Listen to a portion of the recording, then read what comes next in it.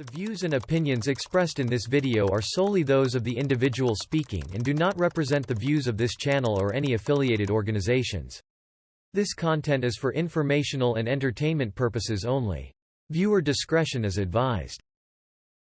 Dapat ang business din natin nakaangkla din yun sa social concern. Dapat may impact tayo. Ika nga, intergenerational impact. Kasi pag iniisip natin ngayong araw lang or ngayong panahon lang natin, generation natin, ano pa yung future ng mga anak natin, di ba? Tayo yung bagsakan ng ukay-ukay. At alam naman natin yung ukay-ukay, galing sa ibang bansa yan, after niyan, saan na natin ilalagay? Ano yung next nun, di ba?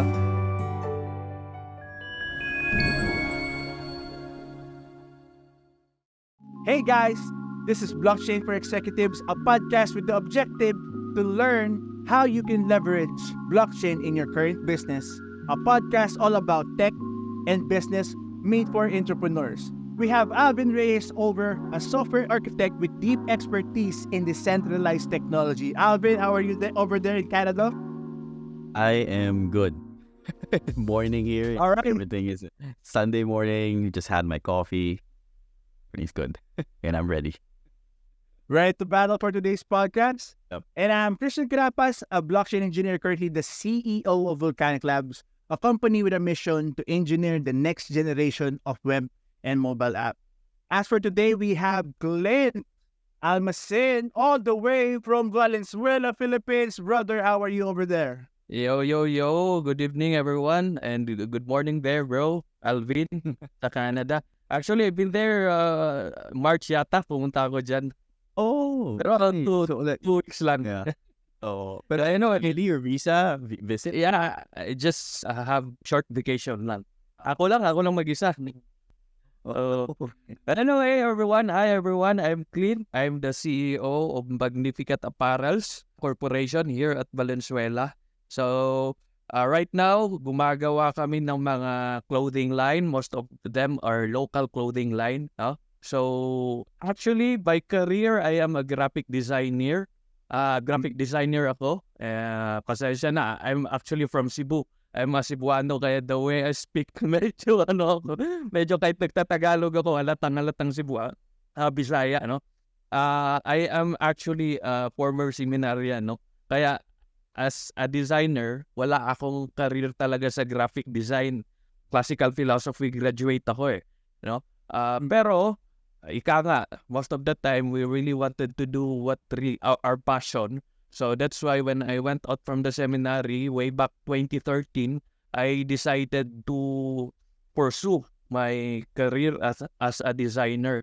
That's why I've been working as a graphic designer, different graphic design agencies way back 2013 up until 2015 when I decided to work as a freelancer, still a graphic designer, no? And from then, having the knowledge about graphic design, it just so happened na meron akong nakilala na a friend na who is connected to printing business. He is onto printing different kind of brands, international brands like Dickies, Macbeth, No Fear, iba't ibang brands na malalaking brands actually. So kilala ko siya, and actually that's the start of the business of Magnificat Apparels. So I decided to become subcontractor. Printing lang, hindi kami nagtatahe. Nothing other than printing. So we do printing for them up until the pandemic hits, no? After noon, parang nag-decide kami na actually na-close kami for around 10 months. No, we're about to close the business when a brilliant idea with my wife and I, came. We decided not just to print shirts because sarado nga mga mall, no? We are depending ourselves to other manufacturing, like the one who sent to us the fabric for printing. We do not own the fabric, and we are not doing the sewing and the cutting and all those stuff. So I said with my wife, why don't we make services wherein we can cater everything, like from cutting of the fabric, sewing, printing of the shirts. So we started during the pandemic, while everyone are closing their businesses, we started. So parang napaka-challenging sa amin. Pero ika nga, we just trust the process. And way back then, we are serving just 30 pieces of, 30 pieces in every orders. We are serving startup businesses, startup brands. And as we can observe, actually ngayon, patok na patok yung mga local brands. Dito sa Pilipinas, bro, Alvin, most of the millennials are actually fan of using the local clothing line, no? So naka-timing tayo doon, no? Naka-timing tayo doon, and we started 4 personnel before, and now we're 35 strong, no? Wow. Personnel. Nice. And right now we are serving different famous local brands here in the Philippines. Blacklist, Macbeth, Nick Automatic, Gnarly, marami pa. One Garage. Marami tayong siniserve na local brands dito. Actually, bro, sa profile mo, when I was going through it, sabi ko, may part ka dito na focusing mainly on sustainability and it seems like you're very inclined towards environmental protection or at least green efforts and advocacies. So I was wondering, what part sa work mo yung nag-inspire ng ganong klaseng advocacy? Because hindi siya na-mention within your stories. So I'm really curious to see in there and what sparked that interest. Well, ganito yun, bro. One time, me and my wife are watching YouTube. Napanood namin sa DW channel about climate change. It says na in 2090 daw, talagang wala nang kang makikitang ice sa North Pole, Alaska, Russia, mga permafrost. Na na kasi siya na kunaw na siya, nalusaw na. No? Warming. Because of global warming. So napaka-alarming nun, bro, kasi ngayon actually, ang nagko-contribute sa pagsira ng ozone layer natin are not just man-made, yung mga combustion engine, yung mga manufacturing. Hindi lang yun ang nagko-create ng greenhouse gases ngayon. Dahil sa pagkatunaw ng ice, na-expose na yung mga natutulog sana ng mga natural gases sa ilalim. So pagkalusaw ng ice, na-expose na. So yun na yung nagko-contribute ngayon ng greenhouse gases na na-expose. So napakalaking yun, which is hindi daw na account yun sa Paris Convention about global warming. So napaka-alarming nun, bro, kung meron tayong concern sa next generation. Napaka-alarming niya. So by that moment, nag-uusap kami ni Mrs. Ano kayo pwede natin gawin, no? Lalo na, bro, manufacturing kami. Minsan, masasabi natin, pag manufacturing tayo, isa tayo sa contributor, di ba? Parang isa kayo sa nagko-contribute na Kasi syempre, bro, yung mga ginagamit nating raw materials, kahit na wala tayong binubugang usok, raw materials, kahit na mga personnel natin, di ba? Nagdadrive yan ng motor papunta sa trabaho. No, nakaka-contribute pa rin sila. Kaya napaisip nga kami, maybe mamaya, i-share ko yung plan to earn up. Kaya nakapag-isip kami ng ganyan. Kasi aside from manufacturing clothing line, dapat kasi, bro, naisip namin ni Mrs. Dapat ang business din natin nakaangkla din yun sa social concern. So dapat may impact tayo. Ika nga intergenerational impact, no? Kasi pag iniisip natin ngayong araw lang or ngayong panahon lang natin, generation natin, ano pa yung future ng mga anak natin, di ba? So yun actually sa amin, udyok sa amin why we are into greener advocacies. Ang refreshing no. So kasi parang I think ikaw lang yung kilala ko so far. At least sa Philippines sa Philippines na nag-start ng business na merong para aspect of parang sustainability and green. So it's good. So kasi usually yung mga ganyang initiatives, government sort of back, right? So sila talaga dapat yung nag-initiate, right? Recycling, giving sort of credit sa mga kunyari dito kasi po for example mga EV, yung mga electronic vehicles, yung government nagbibigay sila ng parang incentives para bumili ka ng EVs. So it's just amazing na you're doing that. It's noble then na you're incorporating that sa business mo, right? So So, pero how do you exactly do that sa business mo? Like, what is that like the materials? What, like, ano yung parang, ano yung actual na parang gagawa mo to that? Or is it like the app that you just said? Well, actually, bro, that app is actually just, parang dahil, parang wala talaga siyang direct connection sa business namin. Pero parang conscious lang namin yon na dahil manufacturing kami, dapat gagawa din kami ng makabuluhan na project na related sa environment. Well, ang isa sa pinaka-direct na related na ginagawa namin, nagsusource out kami ngayon ng mga yung recycled na mga tela. Oo, na gagamitin sa business namin. Kasi kung alam naman natin karamihan, punta kayong Cubao, punta kayo kahit saan sa Luzon, Visayas, no? Mindanao, tayong bagsakan ng ukay-ukay, bro. Tayo yung bagsakan ng ukay-ukay. At alam naman natin yung ukay-ukay, galing sa ibang bansa yan, after niyan, saan na natin lalagay? Wala namang ukay-ukay galing Pilipinas, ipapasa natin sa iba eh. No, talaga. Yung next nun? Ano yung next nun, di ba? So, talagang siya. Ang next nun ay tapon talaga siya, bro. So, yun ang ginagawa namin. Nagsusource out din kami ng way to implement recycling about fabric. Kung paano ma-recycle at paano magagamit at ma-promote yung recycled na fabric sa industry ng para ma-reuse, so parang instead of itatapon na lang, i-reuse nila. That's good. Yeah. Yes, actually, bro.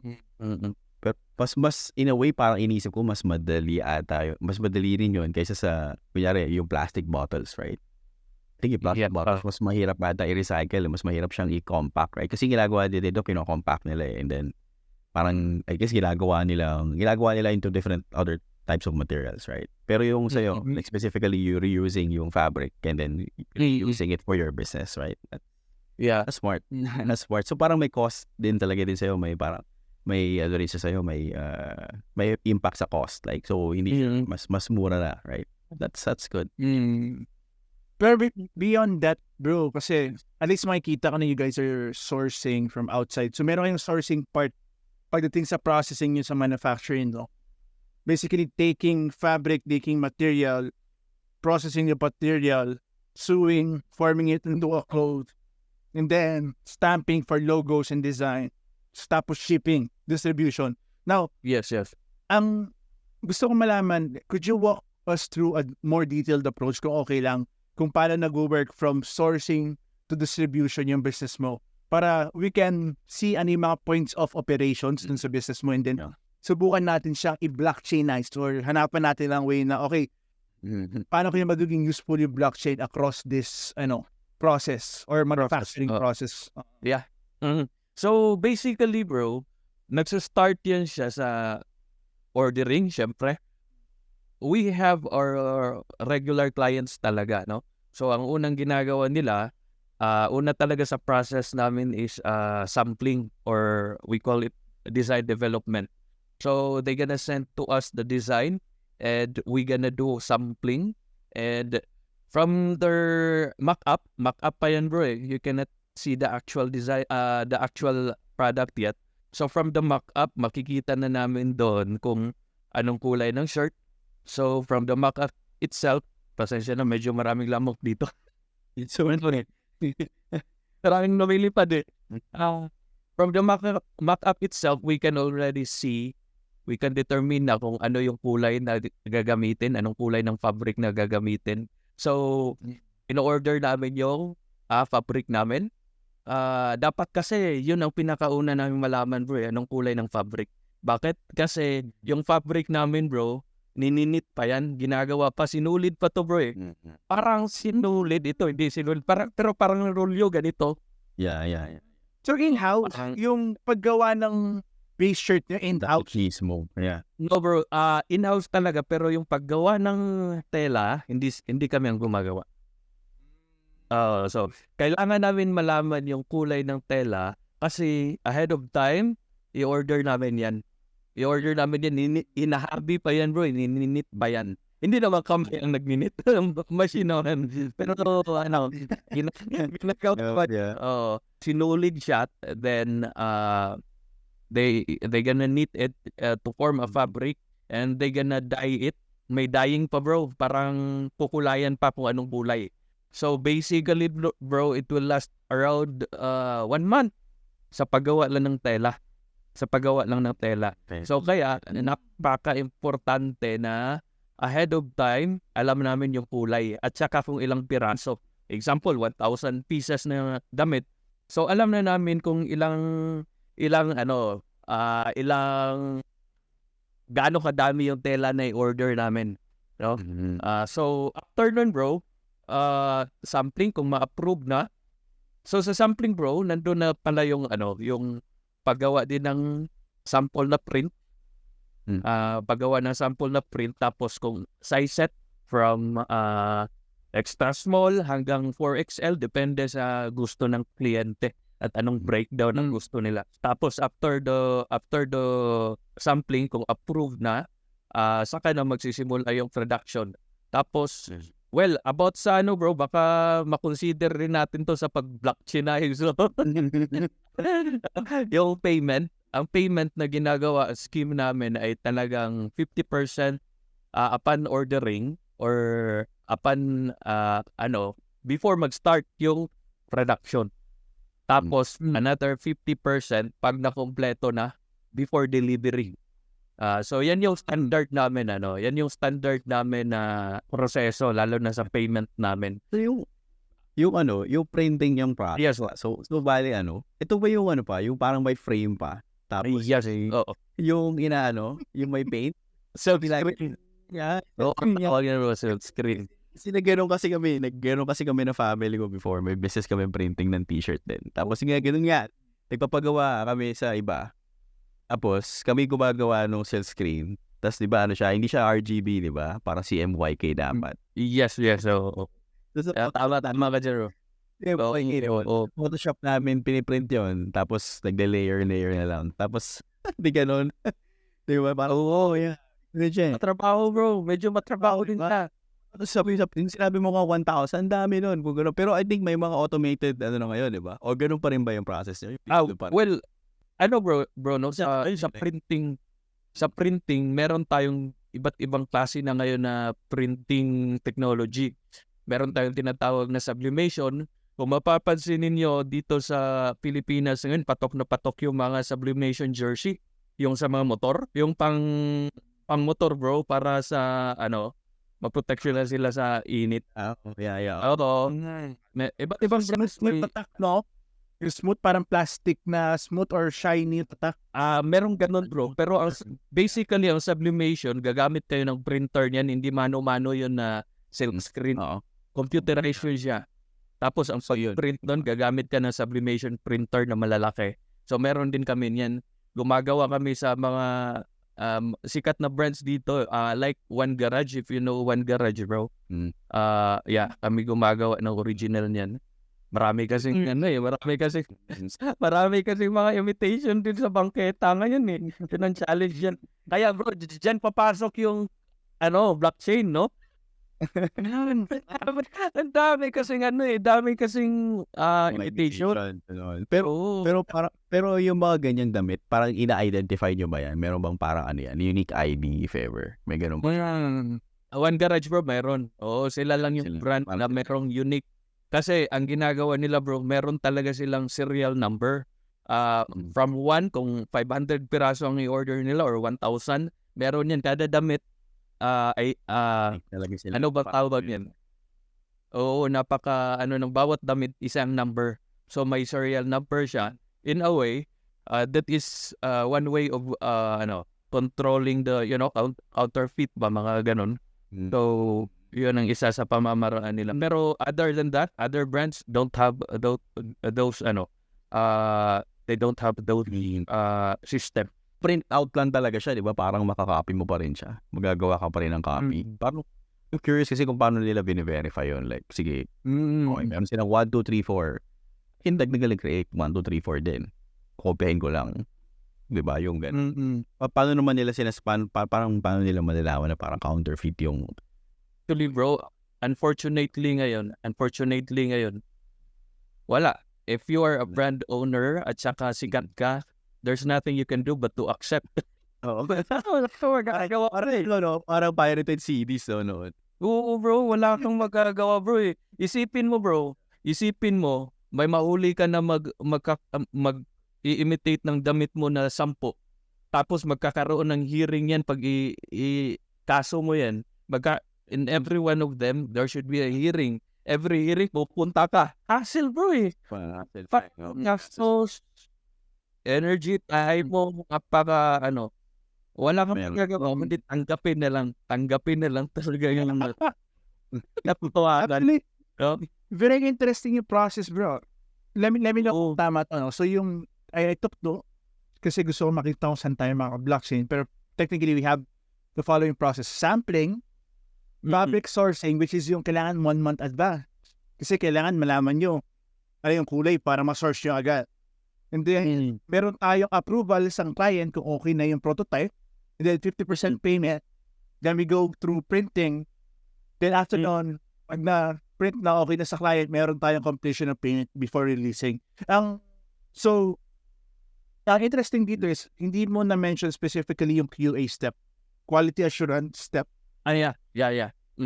And yung authentication. Tapos pala. Oo. After the the payment, no? Doon tayo nag-stop kanina, no? Well, basically, ang pinaka-process niya, na-stop yata tayo dito sa something, so approve na. Ngayon, bro, after approval, ang gagawin na doon, production na tayo ngayon. Sa production, bro, meron nandun yung, ang una-una nating ginagawa, cutting ng tela. Kinakat natin yung tela, patong-patong, depende sa size yun. Tapos, kinakat, may pattern yun, bro. From extra small, kung galing ka from extra small to 4XL.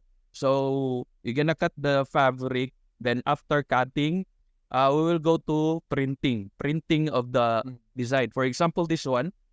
So, we're gonna do the printing. Yun na yung silk screen. Depende. Merong sublimation printing. Ayun.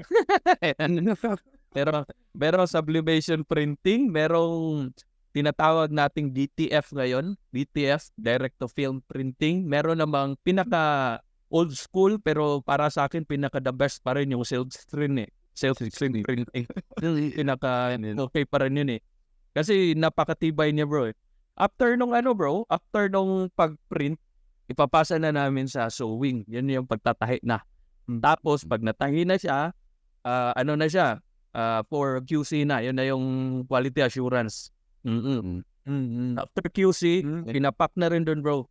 Packing na ng mga ng mga damit, isa-isa sa bawat meron na plastic. Nilalagay na rin namin doon yung etiketa niya, yung hang tag sa mga brands. Tapos nandun na rin yung mga nila, bro, yung mga barcode. We're gonna put the barcodes, the serial number, nandun na yung price ng bawat damit. Tapos, actually, kasama part of our responsibility yung, ang tawag ba doon? Yung kung saan i-deliver yung damit sa SM North EDSA to distribution. Yon tama. Sa dito, ito para sa Mega Mall, ito para sa SM Cebu. So, part na yon. We gonna deliver everything na wala na silang iisipin. Parang magpasa lang talaga sila ng design sa amin, gagawin namin lahat. Basta magbayad lang kayo. Gano'n na. Mas naman may kasalina, okay naman Oo, bro. Yun lang. Oo. So, ganun yung process niya. Ganun yung yung mga clients lang namin noon is yung mga liga. Di ba every summer may liga. Siyempre may di ba? May uniform. Oo. Tama. Marami yan. Tapos pag Summer League. Kunyari, election, barangay. So, di ba, laging may t-shirt yon mga, Oo. Ganon. Yun, kasi matagal yun, nandiyan pa ako, siguro, high school or college, or high school. Yun yung business ng, ng parents ko nun. Hanggang doon lang yung, namin, hanggang doon lang yung, naging, naging venture, and then nag-venture out na si mama. Hindi na namin natuloy. Pero na-ano ko siya, na-explore ko siya. Natutunan ko nga mag-print sa silk screen. Ganun, bro. Oo. Di ba may inaano pa yan Minsan kasi may excess pixel. Kailangan Oo. manumanuhin pa minsan. Tutusukin mo ng karayom, no? Oo, tutusukin mo, gano'n. Ganun pala. Ang tigil sa Oo. So, Kasi dati pa yun, baka kasi ngayon mas maganda na yung tools eh. So hindi ako sure kung 2008, 2009 siya, yung mga ganong years. yeah, actually, ngayon bro, ganun pa rin, mano-mano pa rin kami sa printing, mano-mano, pero automatic na yung nagpapatuyo. Di ba bro, pinapatuyo yung pintura? Iniiwan namin. Iniiwan namin. Overnight, gano'n. Ngayon meron na, may pantuyo na. Bro, meron tayo kasing iba't iba kasi yung mga pintura na ginagamit natin sa silk screen. Kaya pwede yung sinasabi mo na iiwan overnight, pero meron din mga pintura na bawal yun. Kasi may expire. May mga pintura kasi na 1 oras mo lang gagamitin. Kailangan maubos mo yan kasi tapos dapat patuyuin mo na sa damit mismo. Nala nga yung embroidered eh. Pero embroidered, hindi yung print. Like, napagawa namin sa iba kasi hindi kami nagkaganon eh. Oh. Hindi kasi okay, kasi nung college ako, nag-graphics design kasi ako nung college eh, bago ko nag-program. Wow. Oh. Nag-Adobe Photoshop talaga ako. Tapos, alam niyo pa, alam niyo pa yung Macromedia Fireworks. Macromedia Fireworks. Hindi masyado. Flash. Yung Flash yung Flash nag-Flash din pero hindi siya for printing. Doon kasi sa Adobe Photoshop pwede mo i-CMYK yung yung picture version. Si RGB yun by default, right? Hindi pwede RGB pag damit eh. Laging Tama. ilaw. So, yeah, so kaya parang nung natutunan ko mag-Adobe Photoshop, doon kami nagkaroon na okay, sige, pwede pala natin tong gawin, itong printing business na to. Tapos bumili sila ng silk screen, ganyan. Tapos yun na. Tapos nag-programmer ako na wala na yung graphics design. Ito pag-program eh. Mas masarap mag-code eh. Sabi ko ayoko na yan. Pero out of the process natin, bro, actually, bro Alvin, give me your insights on this area.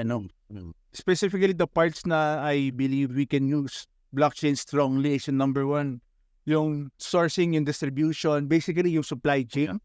Typing things, verifying na na-receive na, and checking the data na kung nasaan na yung delivery. That's one. We can go deep into that after. And then number 2, yung authentication. Para na-envision ko, posible na on payment, ma-update yung authentication in such a way na kunyari, yung pang-pay mong app mismo, pwedeng i-store yung credential or yung store yung NFT or yung identity nung apparel na binili mo tapos matatransfer sa wallet mo. So, kasama siya with the payment method. So, let's go first with number 1, supply chain, bro Alvin. What do you think about that? So, yung sa supply chain, okay, actually yun yung pinakauna kong naisip as soon as I saw yung yung business mo about apparel and distribution. Kasi right now, alam ko yung mga private blockchains, even yung private blockchains like a Hyperledger, even yung mga big companies, distribution companies, they are using blockchain to make their supply chain more efficient. So, and what they do is, ganun nga, they use yung ledger to record all of the transaction and also track kung nasa na yung item. Kasi some of these companies, they are very particular with kung nasa na siya, kung asang state na siya, kasi minsan kasi may multiple points of distribution eh. Minsan pupunta pa siya sa ganito, sa part 1, sa isang warehouse or sa isang warehouse, second warehouse.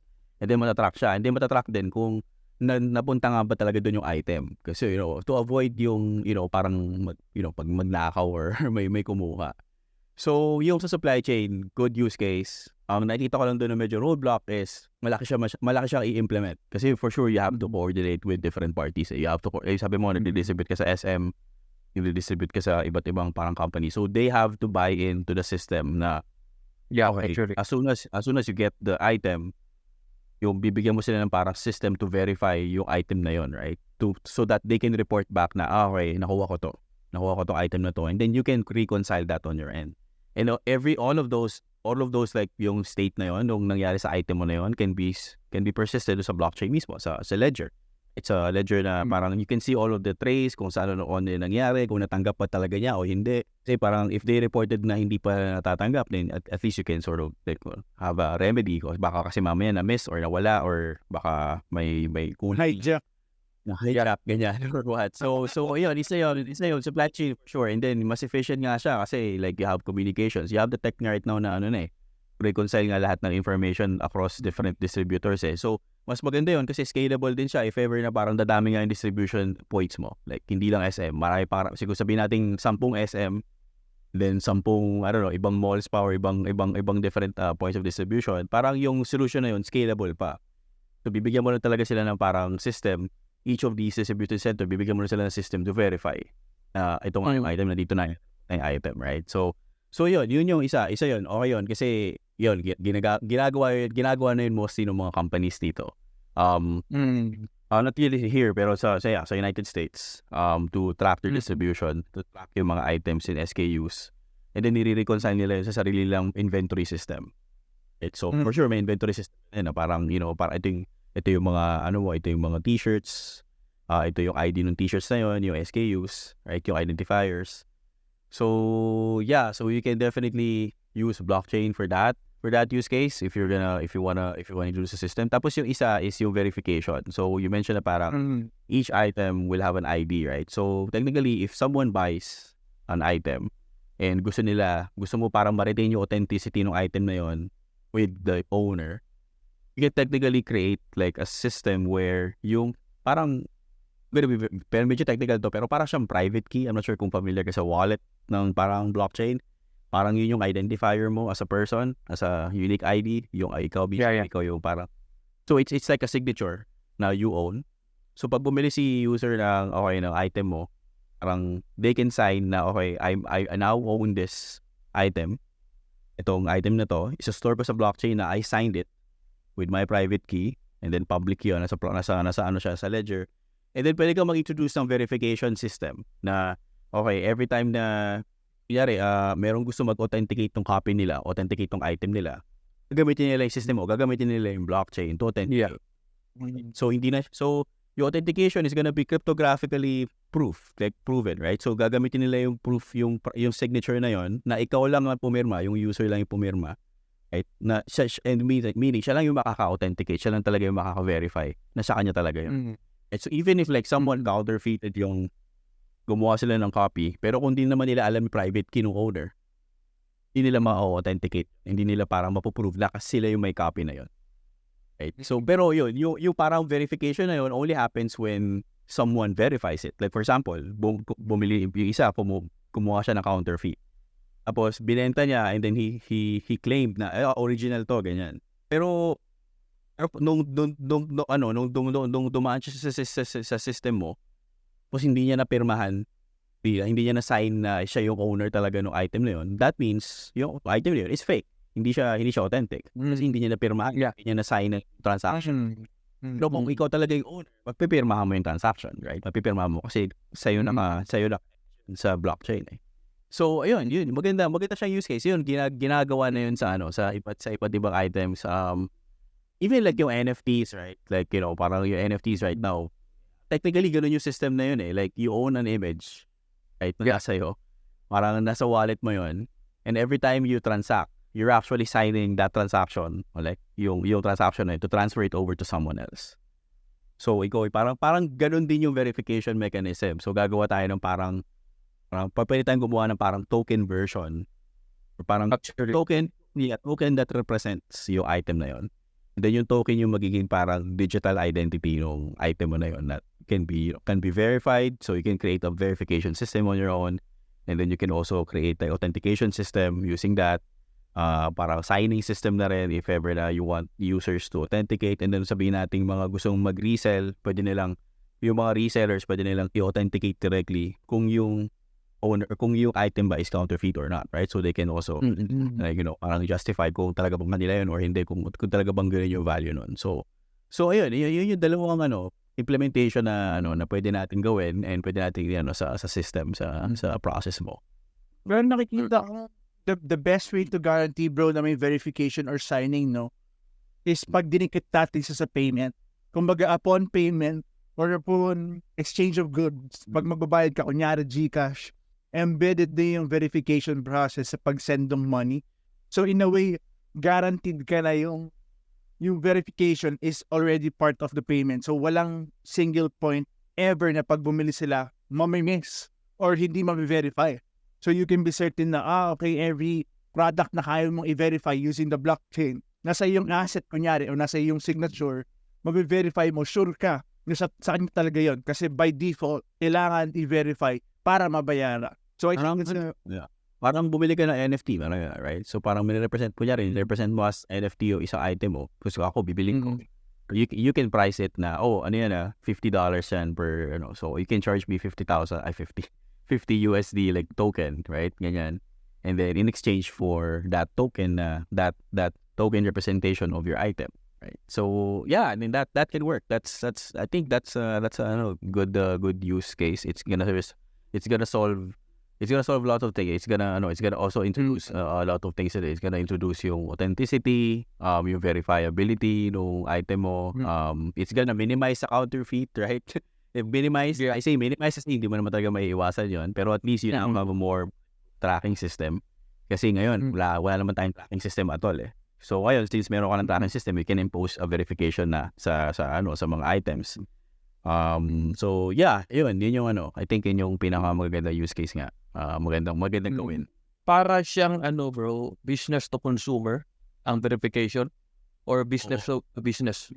Pwedeng business to business, pwedeng business to consumer. Okay, yeah. So para technically business to business and business to consumer din siya. So kasi pwedeng business, pwede silang mag-own ng item din eh. Then they can resell it, right? So pwedeng sila yung mas importante kasi bro eh. Minsan mas importante sa business to consumer eh. Kaya nga minsan naisip ko nga bro na magbuo ng isang portal na i-gather ko lahat ng mga local brands na gagawa sila. Parang pwede ba mag-mention dito ng example parang Lazada? Yeah, pwede na. Pero more on blockchain siya na mga local clothing line under blockchain technology para maiwasan yung counterfeit. At saka at the same time bro, iba yung bro yung dating pag naka-blockchain siya, yung may naka-NFT yung mga bawat item. Di ba parang ayaw ko itapon kasi meron tong may halaga which is yan yung proof siya. The graphic proof ka na meron ka lang hindi lang para siyang parang image na lang na nasa computer mo naka-etch na siya ledger yung ledger na yun, nandun na yun forever. It's gonna be there until until the rest of time. Nandun na siya, hindi na siya mawawan. So there's so much value.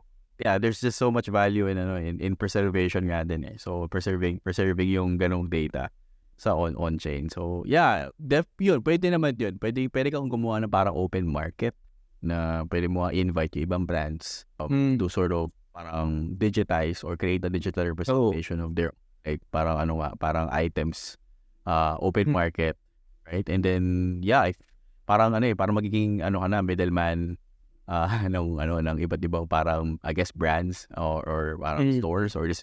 So yeah, pwede, definitely we can do that. Yeah, parang maganda. Yeah. Meron bro sa stall. Bro, yung cupcake yung pangalan. Ginagawa nila, they embed the asset on-chain, tapos meron silang tech that would allow people na, kumbaga by default, connect with their system para ma-verify na okay, owned yung item na to. I got to that on lunch. I'm just not sure how they're doing right now. So, pero it's something people are exploring. So, it's happening. So, lalo yung pinakaalam ko. Oo, maganda actually yun. Kasi bro, connecting it to the manufacturing side, gaya nga na sinasabi ko, medyo naging na kami, advocate kami ng green, green business ba?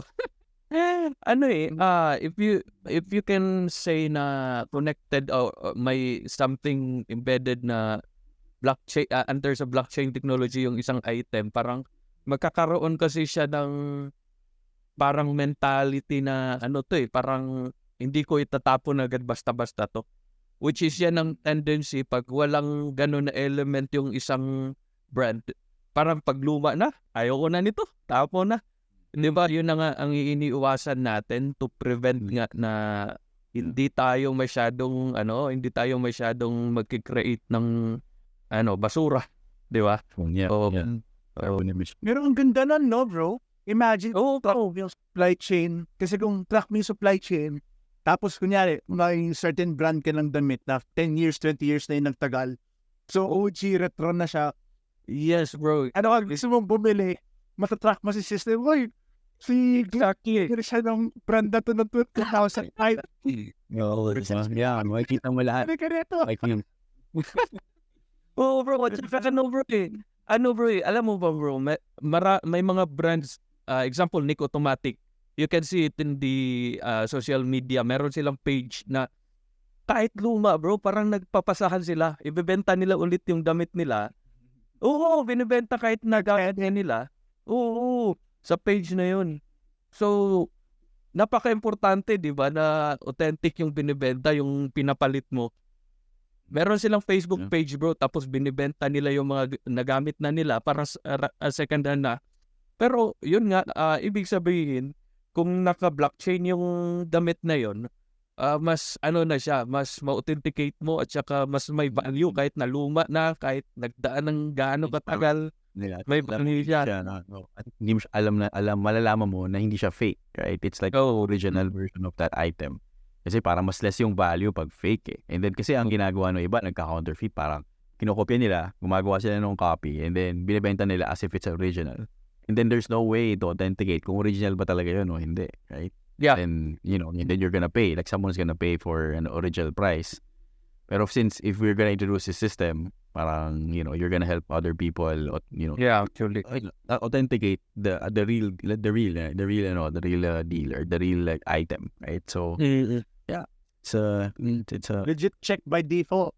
So, bro Clint, once again, a businessman and entrepreneur from our end of the world who's mainly focusing on manufacturing and venturing into green initiatives and green advocacies. Bro, this is our chance. This is our outro. If there's something you want to plug, something you want the world to know, it's your moment. Yeah, well, this is with regards to my advocacy. Gaya nga ng sinabi ko, we are into manufacturing business, and part of our conscience will really call us to do something for the environment, no? Not just to destroy it, but using technology and our capacity in building a greener future. Napaka-idealistic ng datingan ko bro, pero sa totoo lang, as of now, we are studying on some ways to do this app, the plan to earn app. I don't know. Ganito yung idea bro I don't know kung anong call nyo, anong masasabi ninyo, pero ganito yung idea. We just want to promote a systematic way of planting trees wherein everyone who participated should be incentivized. Merong matatanggap talaga.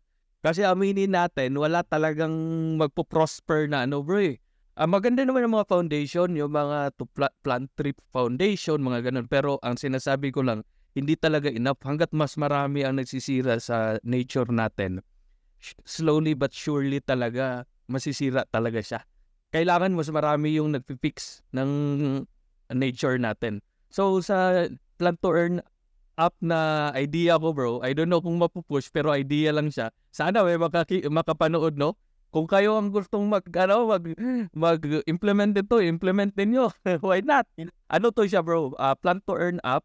You are going to partner with different government agencies like the Department of Agriculture, Department of Agrarian Reform, Department of Environment and Natural Resources dito sa Pilipinas, locally. At least they know, they have the data or which part of the country or which land na bakante at kailangan taniman. Tapos bro, doon sa app na yon may mapa. Tapos naka-plot doon ang mga plots na kung saan sila pwedeng magtanim. Tapos sa app na yon magkakaroon ng planter at saka verifier. So ang planter sila yung magtatanim, gagamitin nila yung activated na mga plots doon sa app.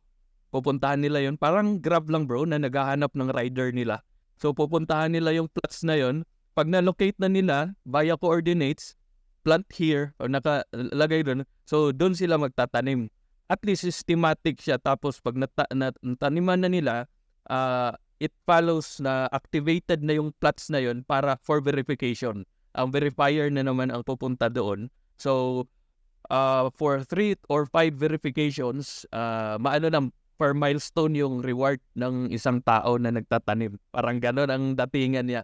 So bro, So, verify siya, pupunta ka sa plot. Oo, bro. Uy, may nakatanim.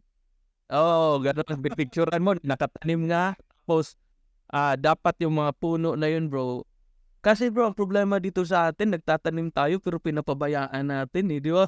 Pagkatanim, wala na. For compliance lang, di ba? Dapat talaga merong system na nagbe-verify na buhay nga yan in span of siguro 6 months. I don't know how long masasabi natin na buhay talaga to, na every 6 months na lang ang verification nito. Parang ganun bro ba? I-verify talaga. Tapos dapat bro, may compensation talaga. May pera talaga dapat bro. Oo. Ganon yung parang idea ko bro. Tapos siguro ma-rewardan yung taong nagtatanim. Tapos ma-rewardan din yung nagbe-verify. I don't know kung anong para i-insert natin yung blockchain dito. Palagay ko doable siya bro eh. Kung titignan ko nga bro, mas mahirap pang mag-landing sa Mars kumpara sa mga advocacy na ganito eh. Kung kailangan na nating tutukan talaga. Kasi napaka-importante talaga ng environment eh. Yun lang para sa akin talaga eh. Napaka-importante talaga ng environment. Oo. Kailangan natin ng effective way bro. Effective way of saving the environment. At saka masasabi ko, ang isa sa pinaka-effective way ay ang pagtatanim talaga ng puno. Isa yan sa alam ng marami at maraming walang trabaho ngayon. Maraming kung mahok sila sa aksi dati, bakit hindi ganito? Kung play to earn ngayon, patok ang play to earn, bakit hindi plan to earn? Di ba? Oo. At least may impact ba? May impact. So, ganun lang idea bro. Ganun lang ang idea. NF3. Yeah. Ayusin mo bro. NF3. Dito din kasi bro, ina-address natin yung mga intermediary na gusto natin na direct na doon sa tao yung reward. Kung wala na mga intermediary na direct na doon sa mga nagtatanim at direct na sa mga nagbe-verify yung incentives nila, maganda eh, di ba? Parang yun nga ang ng blockchain, isa sa pinaka-essence niya na for the common good at saka to minimize the intermediary kasi doon sa mga intermediary, hindi naman lahat, pero marami talagang nagkakaroon ng problema doon. Mismo nga, pwede mo nga siya gawin na na parang kunyari, may points ka ma-earn pag nagano ka. And then yung points na yun, convertible to something na consumable. So, pwede ka makipag-donate sa mga parang groceries.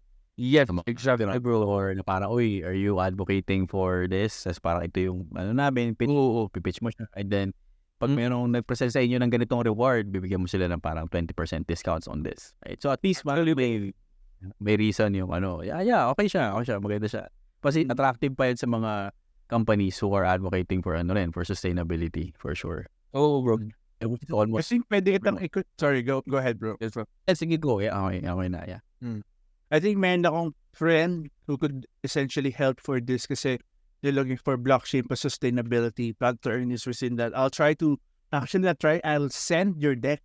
Yung PDF mo, i-send ko sa kanya.